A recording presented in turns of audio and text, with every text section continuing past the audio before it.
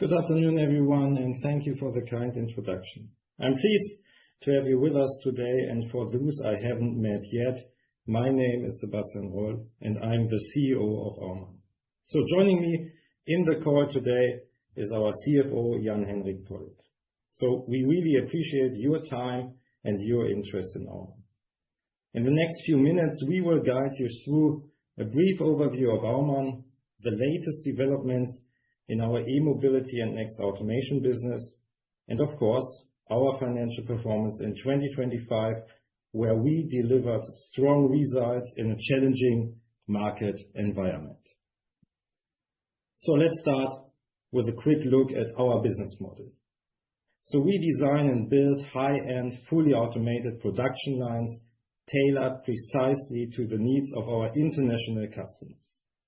With decades of experience in automation, industry leaders around the world trust Aumann to deliver innovative solutions. One of our competitive advantages is staying ahead, especially in fast-growing markets, enabling us to quickly provide customized solutions. This is why the automotive market, especially the e-mobility sector, remains so attractive to Aumann. In addition, the robotics and automation market is growing rapidly, driven by demographic change, labor shortages, and cost pressure.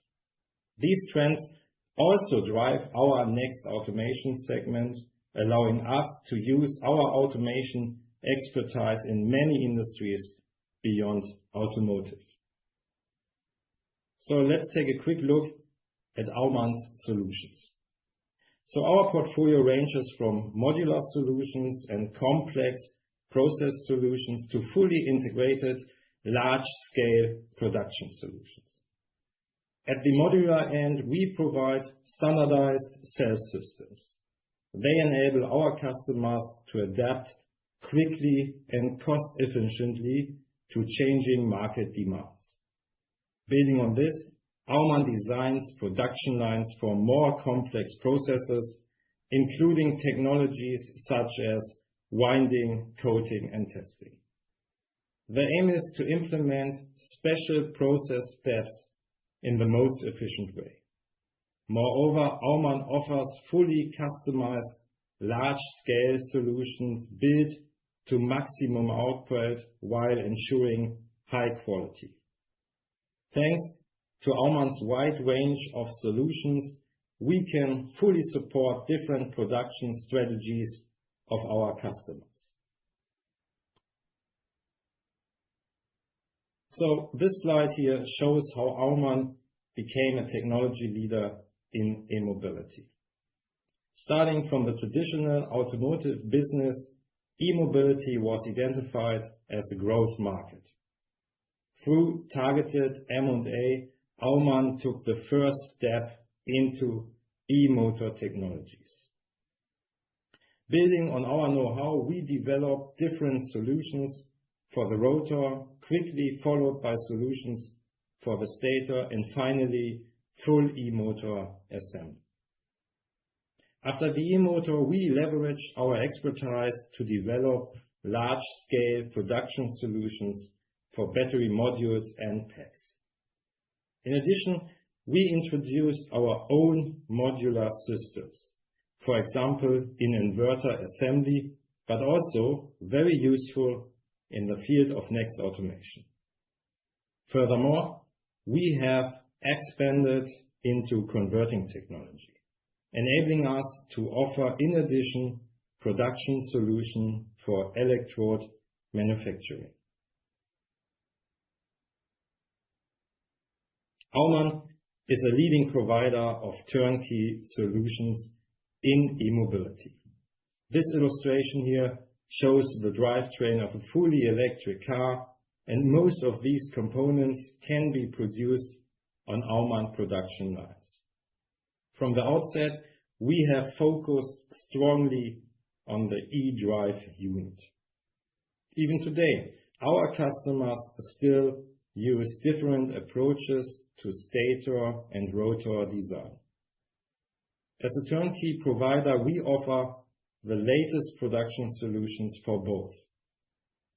Beyond that, we have expanded our portfolio with modular production systems, for example, for electronic components such as sensors or, for example, such as inverters. This enables us to offer flexible and scalable solutions perfectly tailored to each customer's needs. Let me now turn to our battery portfolio. Here, Aumann benefits from its strong position in energy storage. We cover the full range from battery modules and packs to cell-to-X solutions. This expertise allows us to meet customer needs and develop new solutions for next-generation battery technologies. Let's look at the e-mobility market today and in the future. BEV, so battery electric vehicle, sales continues to gain traction. In 2025, more than 13.7 million were sold worldwide, so this means a plus of 30% in comparison to 2024. China stays in the lead with 9 million units, but Europe follows with strong growth, reaching more than 2.2 million units with 26% increase compared to 2024, including Germany with an impressive 43% growth. The US market, which currently shows the lowest volume in comparison, remains at least stable at 1.2 million units. By 2030, BEVs are expected to make up 40% of sales, by 2035 even 2/3. So overall, rising BEV sales and a more stable geopolitical situation are expected to drive new investments in the near future. So let us now turn to our key commercial focus in 2025.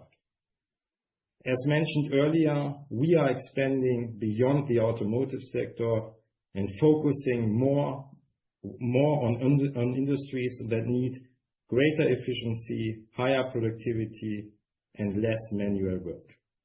At the same time, rising labor costs and the shortage of skilled workers are accelerating the shift towards automation. In this context, we have moved, as you know, our next automation segment from an opportunistic to a strategic approach. This segment focuses on growth industries beyond automotive, such as defense, aerospace, and life science. So let's take a closer look. In our next automation segment, we have defined 3 strategic growth areas. Aerospace, as you know, is gaining momentum. Demand in civil aviation is rising. Boeing and Airbus are forecasting more than 40,000 new aircraft over the next 20 years. Against this backdrop, Aumann is preparing its re-entry into aviation, offering solutions to support production ramp-ups with initial orders already secured in early 2026. At the same time, defense budgets are boosting. Drones combines exactly what we do best. Electric motor, battery packs, and full system integration, including end-of-line testing, just like in e-mobility. Same technology, new applications. Therefore, we easily developed integrated drone assembly lines and secured our first orders in 2024. Besides aerospace and defense, clean tech is also booming. Here, Aumann has acquired a double-digit million order in energy infrastructure, delivering flexible assembly and test lines for medium voltage circuit breakers. Finally, life science. So this sector benefits from long-term trends such as an aging population, strong investment levels, and attractive margins. In 2025, Aumann entered the pharma market with solutions for producing skin-delivered patches and oral thin films. Now, I would like to hand over to Jan. Yeah, thank you, Sebastian, and also a warm welcome from my side. I would now like to share with you the financial figures of the year 2025. Let me start with a brief overview. We entered the year aware that revenue would face a decline, primarily due to a softer order intake in 2024. At the same time, we remained fully committed to implementing every possible measure to protect our margins and sustain strong profitability. It is also important to highlight, particularly in the automotive sector, that investment behavior continues to be very cautious. This trend is visible across the full spectrum of OEMs and suppliers. Against this backdrop, in 2025, revenue reached 204 million euro, 35% below the previous year. Profitability remained strong with a double-digit EBITDA margin of 13.8%. Order intake totaled 147 million euro, down 26% year-over-year. Order backlog decreased from 184 to 122 million euro at year-end 2025. Our balance sheet remains robust with a net cash of 148 million euro. With this foundation, let us now dive into the details. Across segments, we achieved a revenue of 204 million euro, representing a year-over-year decrease of 35%. The main driver of this decline was the e-mobility segment, where revenue decreased by 37%. Revenue in the next automation segment also declined from 53.8 to 40.2 million euro, mainly because the prior year included a larger contribution from a major photovoltaic project. For 2025, we had initially expected revenue of approximately 210 to 230 million euro. Based on early projections in January, this estimate was refined to 205 million euro. With the audited figures now available, we ended the year 2025 at 204 million euro, closely matching this guidance. Looking ahead, we will now turn to the profitability and earnings performance to provide a complete picture of the financial results. Despite the decline in revenue, our profitability remained robust, demonstrating the resilience of our business model. EBITDA came in at 28.2 million euro, down 21% year-over-year. The EBITDA margin increased from 11.5% to 13.8%. This reflects the strong execution, especially in our e-mobility segment. Key drivers of this solid performance include a high quality and well-diversified order backlog, strict cost discipline across all projects, capacity adjustments aligned with the subdued market environment, and an above expectation Q4 with some larger e-mobility orders completed ahead of plan. Based on these dynamics, we raised our initial EBITDA margin guidance of 8% to 10% in January to 14%. With the final margin at 13.8%, we outperformed last year by 2.3 percentage points, underlining the operational strength of our segments.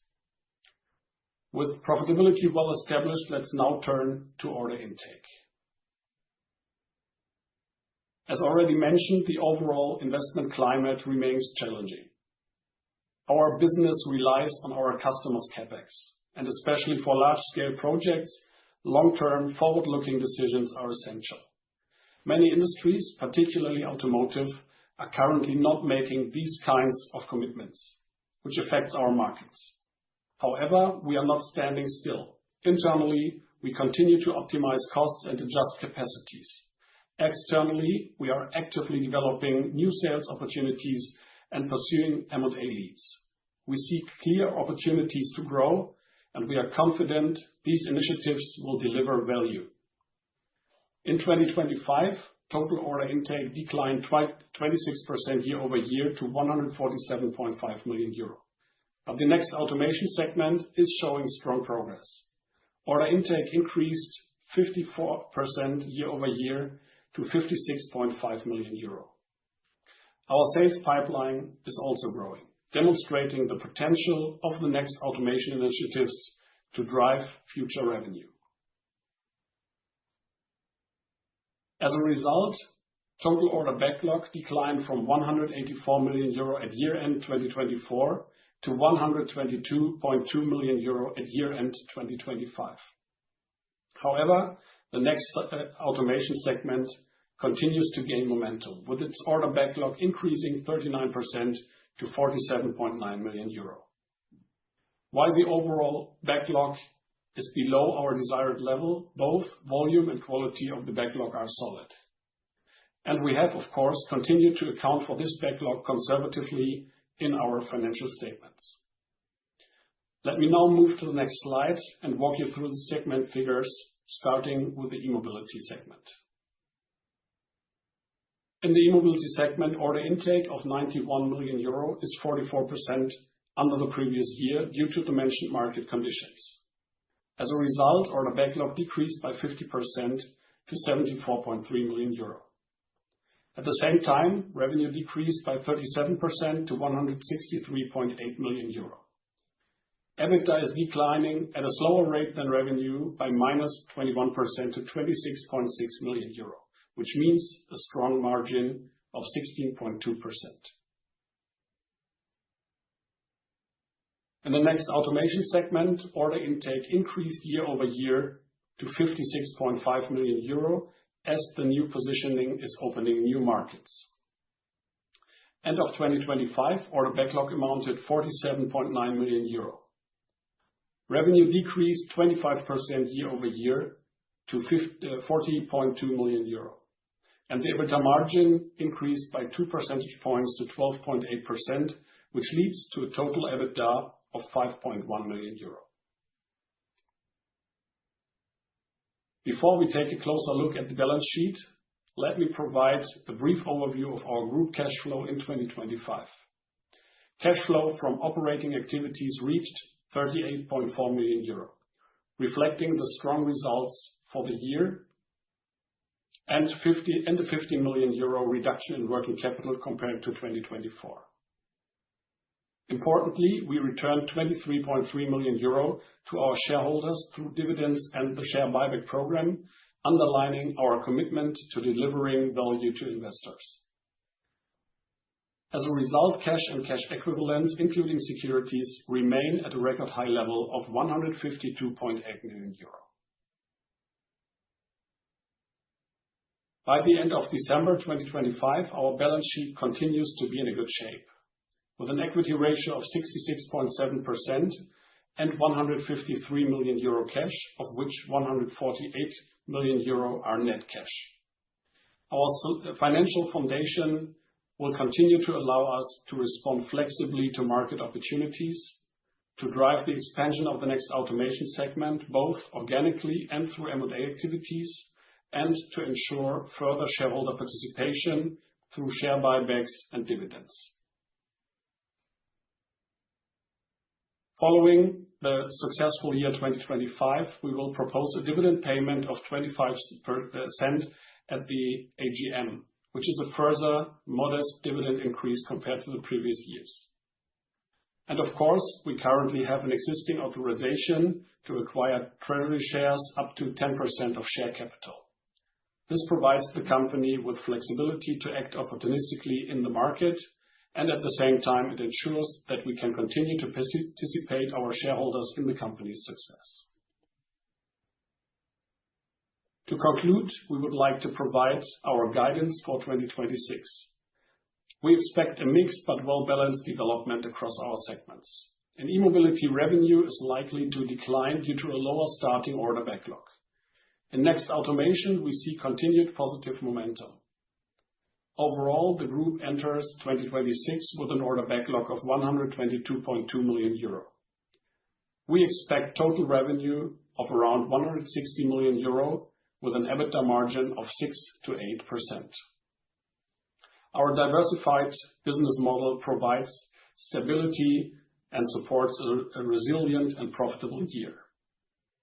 Let me now hand over to Sebastian again. Yeah, thanks, Jan. Let me briefly summarize. 2025 was a challenging year for Aumann. Revenue dropped to 204 million as investments across the European automotive sector remained weak. Despite these headwinds, we delivered a strong operating performance. We reduced capacity, further increased the flexibility of our cost structure, and achieved additional cost savings in project execution. As a result, we reached 28 million EBITDA, achieving an EBITDA margin of 13.8%, a strong indication of improved efficiency and profitability despite lower volumes. Thanks to this, we propose a dividend of 0.25 per share, continuing to provide an attractive return to our shareholders. Looking ahead to 2026, we are facing a decline in revenues again. Nevertheless, we are targeting a profitable EBITDA margin of 6%-8%. Also in 2026, as Jan mentioned, our financial position is strong with high liquidity. That clearly set us apart from most of our competitors and give us the freedom to shape 2026. Last year, Next Automation developed strongly. This confirms that our diversification is working. Our clear goal is to accelerate this growth both organically and through M&A. Thank you very much for your attention. We are happy now to take your questions. Yes, we are. Thank you very much for your presentation. Ladies and gentlemen, we are moving on to the Q&A session. If you would like to ask your questions in person via audio line, please click on the Raise Your Hand button. If you are dialing in by phone, please use star key 9 to raise your hand and star key 6 to unmute yourself. Additionally, you can also place your questions in our chat box as already happened. What will be recurring revenue after sales services next year and in year 2025? Yeah, the recurring revenue from after sales and services is approximately 10%. What we see in investment reluctance phases like 2025 and maybe also in 2026, that we at some customers have higher volumes of retrofits of production lines, and this could, as long as the general CapEx is low, give maybe an additional increase on the after sales side. Thank you. How do you view Aumann's competitive position in the European EV ecosystem, and to what extent are increasingly aggressive Chinese entrants reshaping pricing, technology, and market share dynamics? Maybe starting the question with the question of competition out of China. I mean, maybe in comparison to other sectors, we are dealing with China competition, I would say, the last 10 years. There's nothing new. I also would add that there are not any changes concerning the competition out of China. Our business model is to be the front runner for the first very important, let's say, 1 or 3 lines, especially if start of production of a new EV is very important. For example, like it was in the new class for BMW.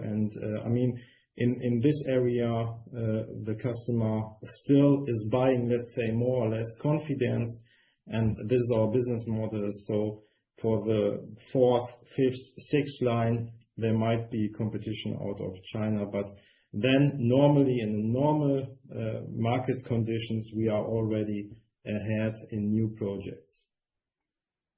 And could you please give us more details on M&A environment and activities in Americas, which can give us inorganic growth? Yeah. So M&A, as you know, is an important pillar of our strategy. That's for sure. That's not new. So as we said also in other calls before, so we switched a little bit the direction. So we are now looking especially for targets in the area of next automation. That's where we would like to expand our portfolio, and that's clear our target for 2026 to acquire a company in this area.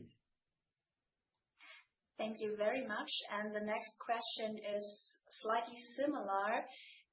Could you please elaborate further on the target focus, the size, geography, and technology? Yeah. So geographically, it is still for sure the United States. So that's something we would like to enter. Therefore, we need a hub which is close to our technology, maybe a little bit, maybe similar. Within the European area, we are more searching, as I said, for additional technology and for additional customer relationships within the next automation. So looking in areas, as we said before, aviation, defense, or for example, life science as well. And without large M&A, your capital structure looks rather inefficient and the share price level low. Any further buybacks to be expected? So there is no current decision on further buybacks, but as we have shown in the presentation, we have the authorization for another 10% buyback of our share capital, and we will decide if necessary on that topic. What is the potential revenue that can be achieved with the current personnel and corporate structure? Yeah, so we adjusted capacities during 2024 and 2025. We didn't adjust directly on the 160 million revenue guidance, which we have for 26. We still have a bit more capacity in-house, so that we can hope for the rebound in order intake and scale up fast again. So if we don't see a positive effect, then of course we will also use 2026 to further adjust capacities. We will also have the one or other topic in 26 where we see a few adjustments necessary, but not larger ones. And as soon as the market rebounds again, then we are able to do like 160 to maybe 240, 250 million euro revenues again. Thank you very much. You already answered one of the next questions.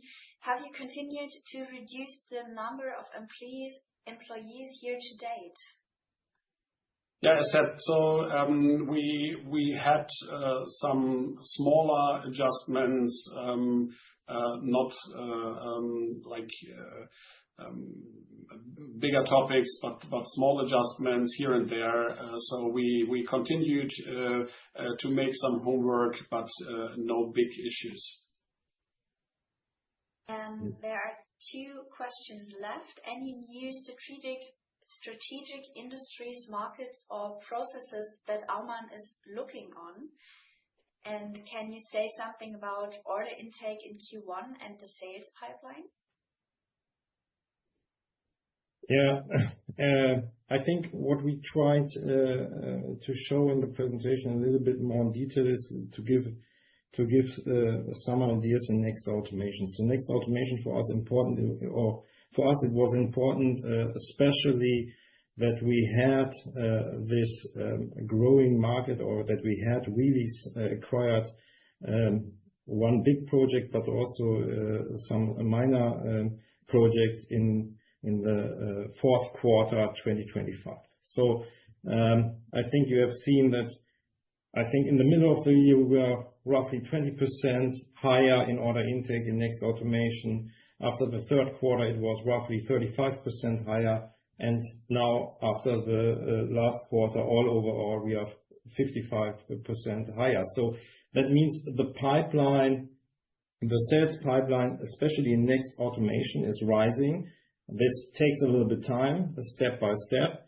But as I said, for us, really important was to have, for example, this big project within the infrastructure area. Yeah? So not a really, in our point of view, a really nice project in the infrastructure, but also in clean tech and also in aviation. So in all these areas now, we have the first projects. In infrastructure, we even have this big project. So this is important for us. And you have to have in mind that, unfortunately, this order intakes in Next Automation take more time than in e-mobility, because, as I said, the industry is new, yeah, the customers are new, the products are new. So, and this will take a little bit time also in 2026, yeah. So we will not see the big recovery in the first quarter, but we will see step by step a very increasing Next Automation.